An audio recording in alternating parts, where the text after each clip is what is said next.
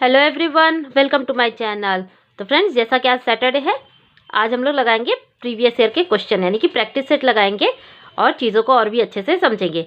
चलिए फिर स्टार्ट करते हैं बिना टाइम वेस्ट किए। तो सबसे पहला क्वेश्चन है, देखिए, व्यक्तित्व का मनोलैंगिक सिद्धांत प्रस्तुत किया था, यानी कि जो पर्सनैलिटी है उसका साइको एनालिटिक थ्योरी किसने दिया था। तो बहुत ही आसान सा क्वेश्चन है, इसका आंसर है सिगमंड फ्रॉइड ने। ठीक है, तो एक्सप्लेनेशन देख लेते हैं। व्यक्तित्व का मनोलैंगिक सिद्धांत सिगमंड फ्रॉइड ने प्रस्तुत किया। इन्होंने बताया कि व्यक्ति का मनोविश्लेषणात्मक सिद्धांत मानव प्रकृति क्रिया तथा स्वभाव के बारे में पूर्ण कल्पनाओं पर यह आधारित है। ठीक है, बात समझ में आ रही है। चलिए आगे देखते हैं। मूल्यांकन की आवश्यकता होती है, यानी हमें मूल्यांकन इवैल्यूएशन की आवश्यकता कब होती है। तो कार्यक्रम के अंत में, कार्यक्रम के प्रारंभ में, कार्यक्रम के दौरान बार बार, कार्यक्रम के दौरान एक बार, या फिर कार्यक्रम की प्रत्येक अवस्था पर। तो देखिए, जो मूल्यांकन होता है इसकी आवश्यकता हमें जो कार्यक्रम निर्धारित करते हैं, जो प्लानिंग करते हैं, उसकी हर एक अवस्था पर होती है। एग्जाम्पल ले लेते हैं, जैसे कि कोई बच्चा पढ़ रहा है तो सब पहले यूनिट टेस्ट होता है, फिर उसके बाद जो है यूनिट टेस्ट होता है, फिर जो है 6 मंथली एग्जाम होता है, फिर उसके बाद यूनिट टेस्ट होता है, फिर लास्ट में क्या होता है, लास्ट में जाके तब जाके फाइनल एग्जाम होता है और रिजल्ट जो है वह निर्धारित किया जाता है। तो इस तरीके से कार्यक्रम के प्रत्येक अवस्था पर, यानी प्लानिंग के प्रत्येक स्टेज पे मूल्यांकन की आवश्यकता जो है वह होती है, जिससे कि कार्य जो है वह अच्छे से चल रहा है कि नहीं चल रहा है, यह भी हमें पता चल जाता है। ठीक है, आगे देखते हैं। साबुन की अपेक्षा संश्लेषित अपमार्जक सफाई के लिए अच्छे हैं। ठीक है, संश्लेषित अपमार्जक, जिसको कि डिटर्जेंट पाउडर भी हम लोग कहते हैं। बात समझ में आ रही है। तो देखिए, साबुन की अपेक्षा सर्फ भी, यानी डिटर्जेंट, सफाई के लिए अच्छे हैं। क्योंकि देखिए, कठोर जल में अवक्षेपित नहीं होते, गर्म जल में अच्छी सफाई करते हैं, मृदु जल की आवश्यकता होती है, या फिर ठंडे जल में अच्छी सफाई करते हैं। तो देखिए, जो साबुन होता है यह गर्म जल में भी अच्छी सफाई कर लेगा, मृदु जल में भी अच्छी सफाई कर लेगा, और ठंडे जल में भी अच्छी सफाई कर लेगा। लेकिन ये जो डिटर्जेंट है यह कठोर जल में भी जो है अच्छी सफाई कर लेता है। इसीलिए साबुन की अपेक्षा जो है डिटर्जेंट अच्छा है, क्योंकि यह कठोर जल में भी अच्छी सफाई कर देता है, यानी कम मेहनत में ज़्यादा सफाई जो है यह कर देता है। इसीलिए हमारा आंसर सही हो जाएगा ए। ठीक है, बाकी चीज़ों में भी तो ये डिटर्जेंट भी करेगा और साबुन भी करेगा, लेकिन साबुन की अपेक्षा डिटर्जेंट सफाई के लिए अधिक अच्छा है, क्योंकि यह कठोर जल में भी आराम से सफाई कर देता है। चलिए आगे देखते हैं। नेक्स्ट क्वेश्चन हमारा देखते हैं।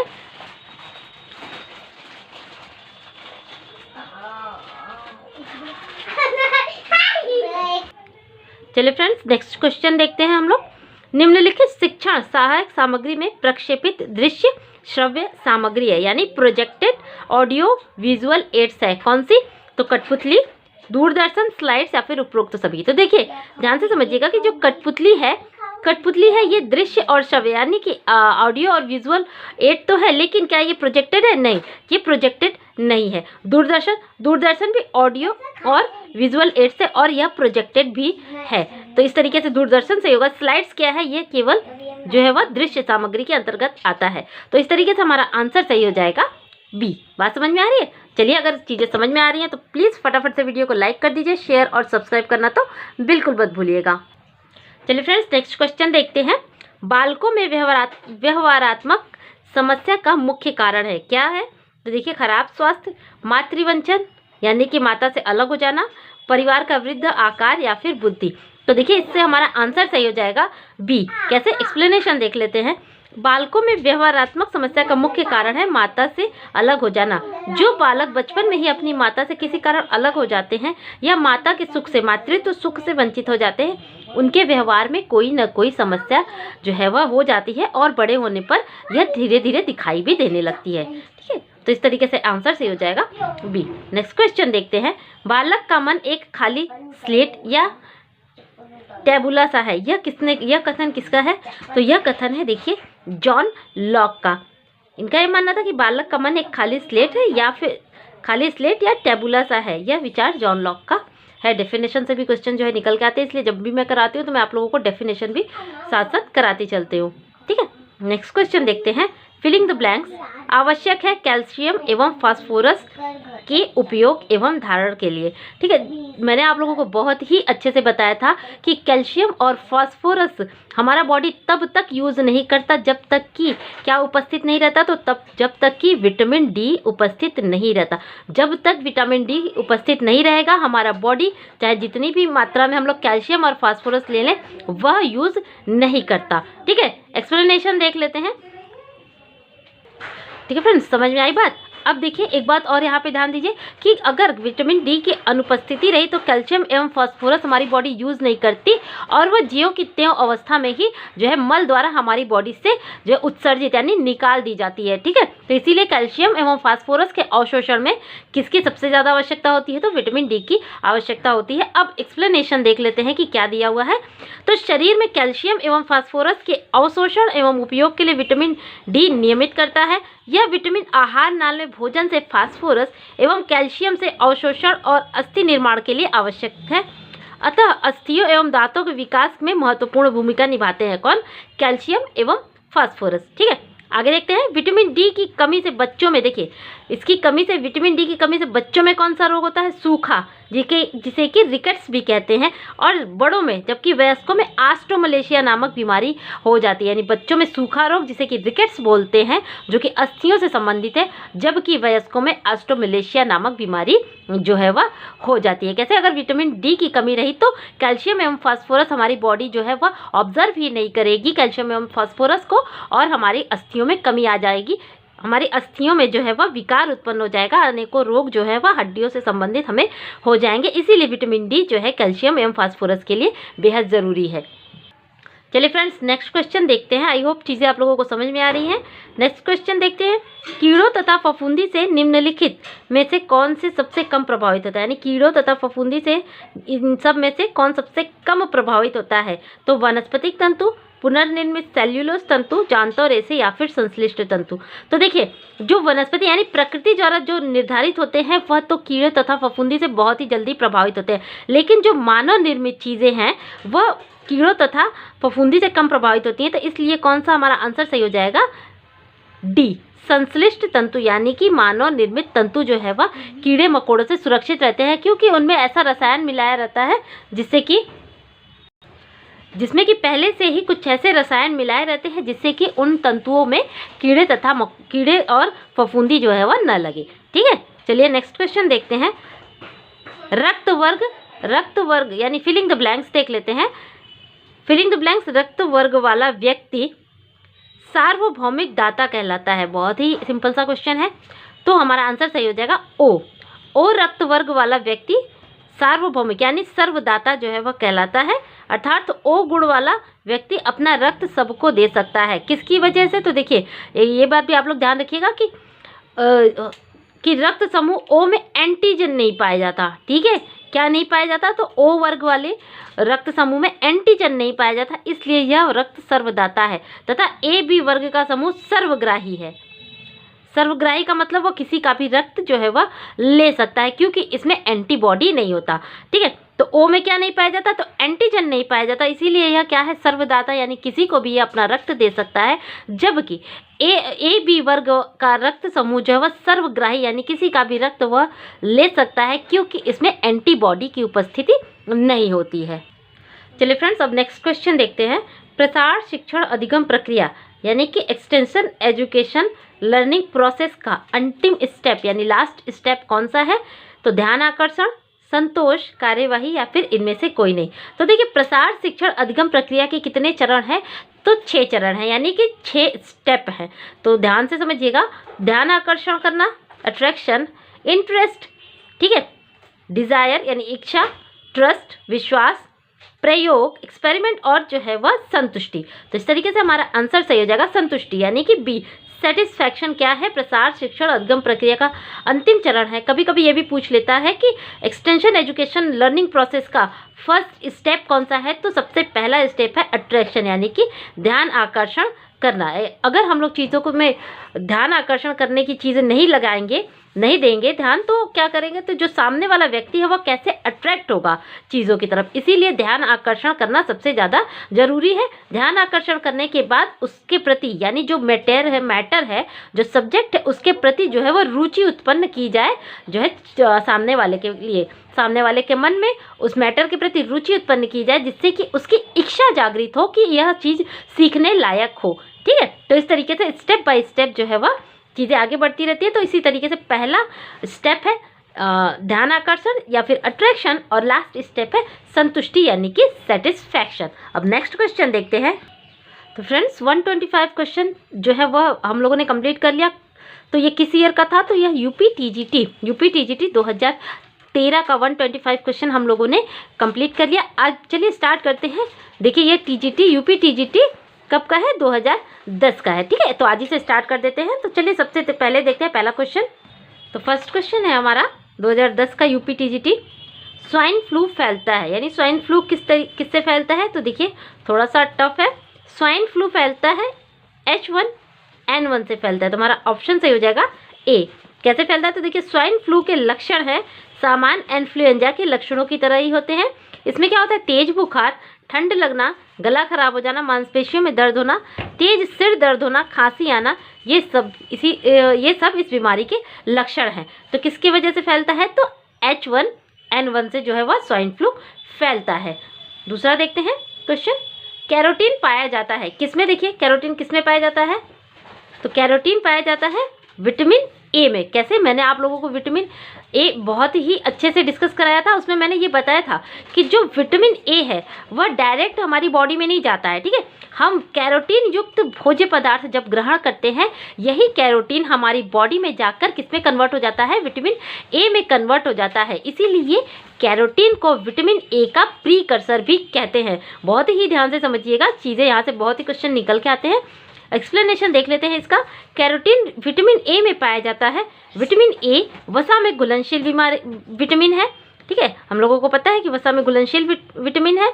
विटामिन ए की कमी से देखिए कौन कौन से रोग होते हैं, तो रतौंधी, ज़ीरोफ्थैल्मिया नामक रोग जो है वह हो जाता है। दूध, घी, मक्खन, पपीता, गाजर, मांस, मछली, केला, टमाटर, इन सब से जो है विटामिन ए जो है मिलता है। यानी कि कैरोटीन युक्त भोज्य पदार्थ अगर हम अच्छे मात्रा में ग्रहण करते हैं तो वही कैरोटीन हमारी बॉडी में विटामिन ए में कन्वर्ट हो जाता है। और विटामिन ए का प्रीकर्सर क्या कहलाता है, कैरोटीन को ही विटामिन ए का प्रीकर्सर कहते हैं। आई थिंक चीज़ें आप लोगों को समझ में आ रही होंगी। समझ में आ रही है तो प्लीज़ वीडियो को फटाफट से एक बार लाइक कर दीजिए, शेयर कर दीजिए और चैनल को सब्सक्राइब करना बिल्कुल मत भूलिएगा। होम साइंस के इंपॉर्टेंट पॉइंट के इंपॉर्टेंट वीडियो यहाँ पर जो है वह आप लोगों को रोज़ मिलेंगे। नेक्स्ट क्वेश्चन देखते हैं। एमाइलेज को कहते हैं, एमाइलेज को और भी क्या कहते हैं, तो देखिए एमाइलेज को टाइलिन भी कहते हैं। ठीक है, कैसे, देखिए एमाइलेज को टाइलिन भी कहते हैं। लार में मुख्यतः दो प्रकार के एंजाइम पाए जाते हैं, एक तो टाइलिन जिसे कि एमाइलेज कहते हैं और दूसरा पाया जाता है माल्टोज। टाइलिन भोजन में उपस्थित मंड या शर्करा को माल्टोज शर्करा में क्या करता है, बदल देता है। ठीक है, तो टाइलिन मुंह में पाए जाने वाले लार में क्या पाया जाता है, टाइलिन को ही एमाइलेज कहते हैं। नेक्स्ट क्वेश्चन देखते हैं। निम्न में से एल्ब्यूमिन किसमें पाया जाता है, एल्ब्यूमिन किसमें पाया जाता है, अभी कुछ दिन पहले मैंने पढ़ाया था अंडे के सारे प्रोटीन मैंने बहुत ही अच्छे से डिस्कस कराए थे। अगर आप लोगों ने वीडियो नहीं देखी तो प्लेलिस्ट में वीडियो है, आप लोग उसको जाके देख लीजिएगा, बहुत ही अच्छी वीडियो है अंडे से रिलेटेड। तो निम्नलिखित में से एल्ब्यूमिन किसमें पाया जाता है, तो एल्ब्यूमिन पाया जाता है अंडे में। ठीक है, एल्ब्यूमिन एक प्रकार का ग्लोब्यूलर प्रोटीन है जिसका मुख्य कार्य अंतःशिरीय ऑनकोटिक दाब बनाए रखने की क्षमता है। यह रक्त में स्टेरॉयड, फैटी अम्ल और थायराइड हार्मोन के लिए वाहक प्रोटीन भी है। एल्ब्यूमिन अंडे में प्रचुर मात्रा में पाया जाता है। अंडे में एल्ब्यूमिन के अतिरिक्त, ध्यान दीजिएगा, अंडे में एल्ब्यूमिन के अतिरिक्त protein, calcium, omega 3, fatty acid आदि भी आवश्यक तत्व पाए जाते हैं जो शरीर के विकास एवं स्थायित्व प्रदान करने में अपनी महत्वपूर्ण भूमिका निभाते हैं। ये हो गया इसका एक्सप्लेनेशन। नेक्स्ट क्वेश्चन अब हम लोग देखते हैं। पित्त आवश्यक होते हैं, पित्त आवश्यक होते हैं किसमें, प्रोटीन के पाचन में, कार्बोहाइड्रेट के पाचन में, वसा के पाचन में या फिर उपयुक्त सभी में। तो हमारा आंसर सही हो जाएगा सी, वसा के पाचन के लिए पित्त की आवश्यकता होती है। कैसे, देखिए पित्त हल्का क्षारीय होता है, पित्त लवण भोजन की वसा का इमल्सीकरण करते हैं। इससे वसा छोटे छोटे बिंदुओं में क्या हो जाती है, टूट जाती है और यकृत पित्त रस का स्राव करता है। यानी पित्त रस का श्रावण कहाँ से होता है, यानी सोर्स कहाँ से है, तो यकृत से ही पित्त रस का श्रावण होता है। ध्यान दीजिएगा, यकृत से पित्त रस का श्रावण होता है, पित्ताशय आप लोग मत लिख दीजिएगा। नेक्स्ट क्वेश्चन देखते हैं। SGPT संबंधित है। SGPT किससे संबंधित है, पैनक्रियाज से, लीवर से या हृदय से या फिर इनमें से सभी से। तो देखिए SGPT सबसे पहले तो इसका फुल फॉर्म जानना जरूरी है कि SGPT होता क्या है। तो देखिए SGPT इसका फुल फॉर्म है सीरम ग्लूटामेट प्रीविक और ट्रांसमेंसाइज। आप लोग पढ़ लीजिएगा, थोड़ी दिक्कत हो रही है। इसका संक्षिप्त रूप है, यानी कि ये इस चीज़ का संक्षिप्त रूप है, इसका शॉर्ट फॉर्म है SGPT। SGPT एक प्रकार का एंजाइम है जो हृदय कोशिकाओं तथा लीवर में पाया जाता है। तो SGPT का रक्त में स्रावण तभी होता है जब हृदय या लीवर क्षतिग्रस्त होता है, ठीक है, जैसे कि वायरल हेपेटाइटिस या हार्ट अटैक। जब हृदय या लीवर क्षतिग्रस्त होते हैं तो रक्त का SGPT स्तर अचानक बढ़ जाता है। अतः लीवर या हृदय संबंधी रोगों की पहचान के लिए SGPT स्तर मापकर रोगों का पता लगा लिया जाता है। इस तरीके से आंसर हमारा सही हो जाएगा बी। किससे संबंधित है, लीवर से। ये बहुत ही हार्ड यानी कि टफ लेवल का क्वेश्चन है, ठीक है। आगे देखते हैं। सोलर कुकर के डिब्बों में काला रंग होने से उसमें अवशोषण क्षमता की कमी होती है, अवशोषण क्षमता में वृद्धि होती है, अवशोषण क्षमता बराबर होती है या फिर उपयुक्त में से कोई नहीं। तो देखिए सोलर डिब्बों में जो काला रंग होता है उससे क्या होता है, आप लोग इस तरीके से भी ध्यान दे सकते हैं कि हम लोग गर्मियों में काला रंग पहनना अवॉइड करते हैं। क्यों, क्योंकि काले रंग से जो है वो जो काले रंग है वो धूप को और भी अपनी ओर अट्रैक्ट करती है, ठीक है। इसीलिए डार्क कलर हम लोग गर्मी में अवॉइड करते हैं और कौन सा कलर पहनते हैं, तो लाइट कलर पहनते हैं। तो इस तरीके से आप लोग यहाँ से अंदाजा लगा सकते हैं कि अवशोषण क्षमता में क्या होती है, वृद्धि होती है काला रंग होने से। तो एक्सप्लेनेशन देख लेते हैं कि सोलर कुकर के डिब्बों में काला रंग लगा होता है। क्यों, क्योंकि उसमें जो है अवशोषण क्षमता में वृद्धि होती है, यानी कि सूर्य की किरणों को अवशोषित करने की क्षमता में क्या होगी, वृद्धि होगी, तभी जो है वह सोलर कुकर अपना काम अच्छे से करेगा, ठीक है। बात समझ में आ रही है। चलिए अब नेक्स्ट क्वेश्चन देखते हैं। मुंडेल ने कार्य सरलीकरण को 3 परिवर्तन वर्गों में विभाजित किया है। कौन कौन से, तो उत्पादन में परिवर्तन, कार्य संग्रहीकरण व उपकरण में परिवर्तन, हाथ और शरीर की गतियों में परिवर्तन या फिर उपयुक्त में से कोई नहीं, ठीक है। तो हमारा आंसर सही हो जाएगा सी। कैसे, तो देखिए मुंडेल ने कार्य सरलीकरण को 3 परिवर्तन के वर्गों में विभाजित किया है, जिसमें से पहला परिवर्तन है हाथ और शरीर की गतियों में परिवर्तन, दूसरा है कार्य संग्रहीकरण व उपकरण में परिवर्तन और तीसरा है उत्पादन में परिवर्तन। इस तरीके से आंसर हमारा सही हो जाएगा सी, हाथ और शरीर की गतियों में परिवर्तन। नेक्स्ट क्वेश्चन देखेंगे। क्रेपिंग है, क्रेपिंग क्या है, क्रेपिंग है बुनाई, परिसज्जा, करघे का मुख्य भाग या फिर इनमें से कोई नहीं। तो देखिए क्रेपिंग है परिसज्जा। मैंने आप लोगों को वस्त्रों की परिसज्जा से एक बहुत अच्छी वीडियो बनाई है, आप लोग उसको देखिएगा। उसमें मैंने बताया है कि क्रेपिंग होता क्या है।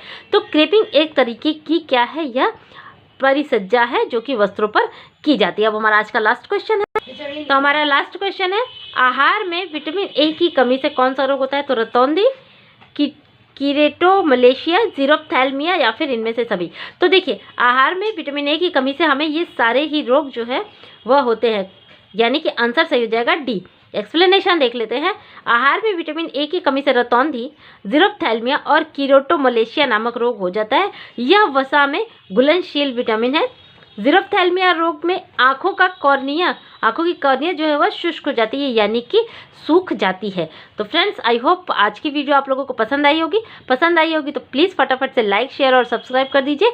और होम साइंस के इंपॉर्टेंट वीडियो आपको इस चैनल पर डेफिनेटली मिलेंगे, आप लोग ज्वाइन कर लीजिए। मिलते हैं अपने नेक्स्ट वीडियो में, तब तक के लिए थैंक यू।